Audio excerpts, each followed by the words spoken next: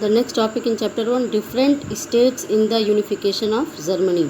The different states that led to the final unification of Germany are recounted as under, and in all states Otto and Bismarck, the Prussian chancellor, played an important role.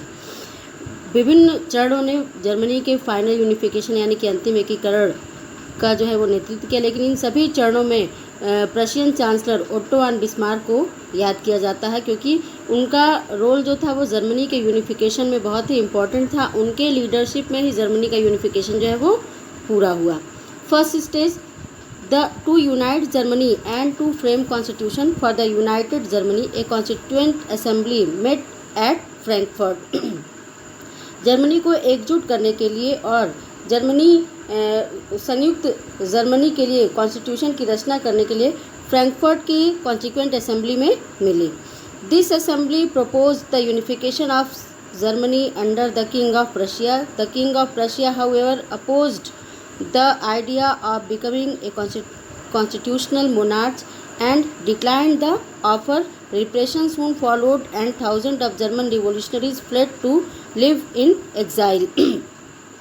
इस constituent assembly में, संविधान सभा में, Germany के unification का proposal जो है वो पेश किया गया, प्रस्तुत किया गया।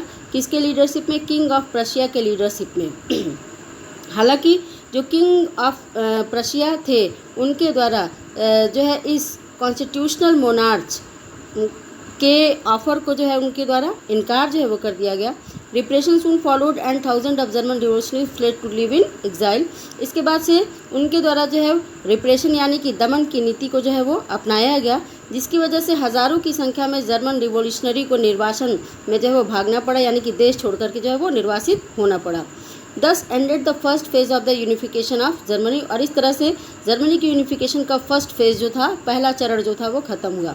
Now Germany was to be unified by the policy of blood and iron as was pursued by Bismarck. इसके बाद बिस्मार्क के द्वारा जर्मनी को यूनिफाइड करने के लिए, एकीकृत करने के लिए ब्लड एंड आयरन यानी कि रक्त और लौह की नीति बिस्मार्क के द्वारा अपनाई गई।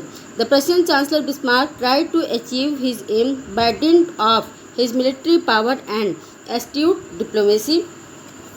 जर्मन चांसलर बिस्मार्क के द्वारा अपने इस एम को प्राप्त करने के लिए, अपने इस उद्देश्य को प्राप्त करने के लिए अपने मिलिट्री पावर और एस्ट्यूट डिप्लोमेसी, एस्ट्यूट का मतलब होता है कूटनीतिक, एस्ट्यूट का मतलब होता है चतुर और डिप्लोमेसी का मतलब होता है कूटनीति। अपने इस एम को जो है मिलिट्री पावर और एस्ट्यूट डिप्लोमेसी यानी कि चतुर कूटनीति के द्वारा जो है उस पर प्रहार किया गया या उसको पाने का प्रयास किया गया।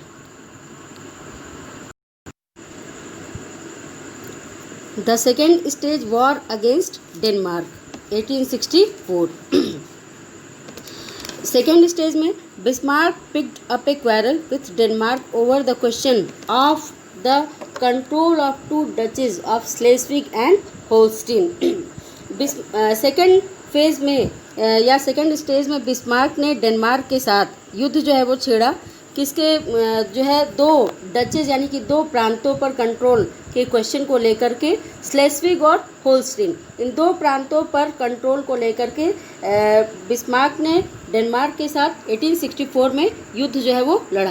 इन 1864 AD he fought a war against Denmark and took control of Schleswig. और इस तरह से 1864 में बिस्मार्क ने डेनमार्क के अगेंस्ट युद्ध छेड़ करके स्लेस्विग पर कंट्रोल अपना कर लिया। The third stage, war against Austria, 1866।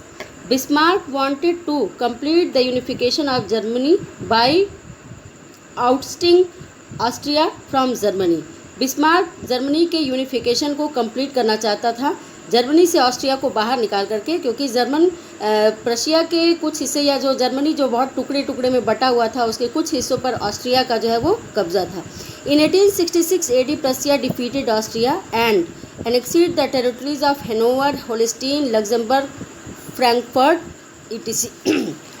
1866 में प्रशिया ने जो है ऑस्ट्रिया को जो है वो पराजित कर दिया और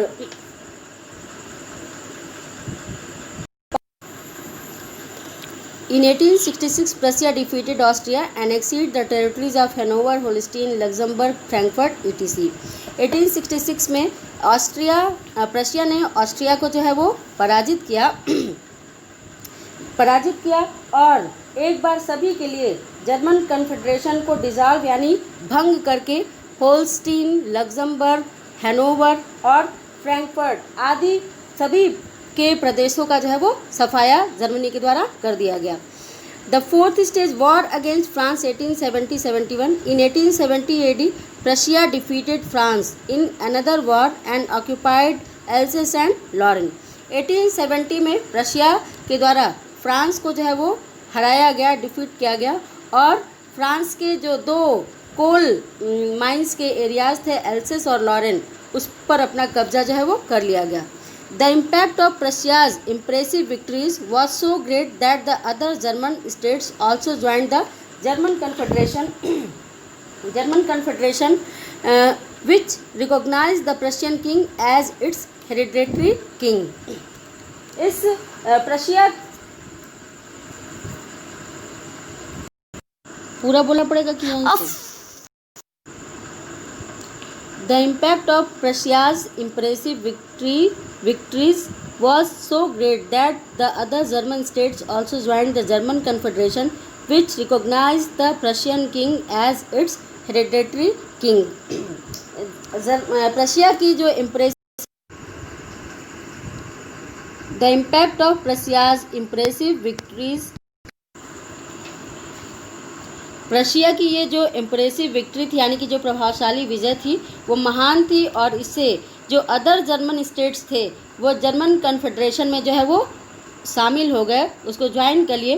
विच recognise the Prussian king as its hereditary head और उनके द्वारा प्रशियन किंग को जो है